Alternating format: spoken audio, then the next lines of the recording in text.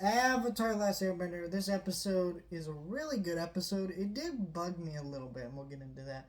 Basically, this episode deals with Aang's anxieties of defeating the Fire Lord, because we're getting ready for the Eclipse episode, and so Aang's going to have to face the Fire Lord finally, and it's freaking him out. And so he's having all these weird nightmares, and he's getting really tense up, and that's basically. There's lots of great comedy in that with the Sokka pretending to be a therapist and stuff. But then you get Zuko's subplot about how he's still not fitting in. But it's kind of interesting juxtaposition where first Zuko's actually getting really great royal treatment. He's really enjoying that. But then he's getting the juxtaposition that his family is still leaving him out of things. There's a war meeting. He wasn't invited. Things like that. And so he's just frustrated by stuff, realizing this isn't the life for him, and he may have a different path. Where my frustration comes from this episode. Oh, also one of Aang's dreams, I should state first before I get into the problems.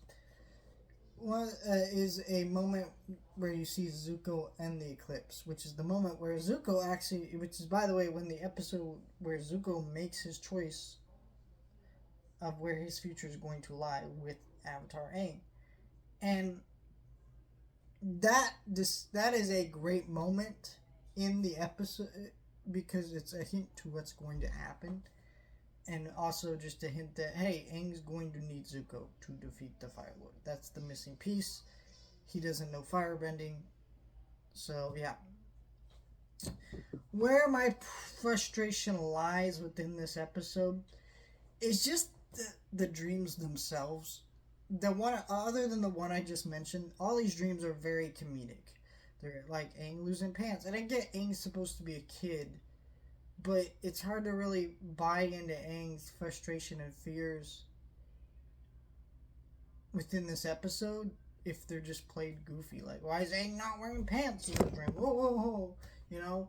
Like it's all goofy, but it shouldn't be goofy. These should be actually real traumatic dreams for Aang, and they are in the episode, but they're still like played for laughs a little bit, which is just not a smart decision on the writer's part, I thought. But it still was a good episode that did remind us, hey, Aang's a kid. Dealing with this shit is scary. And yeah, let me know your thoughts. Like, share, and subscribe.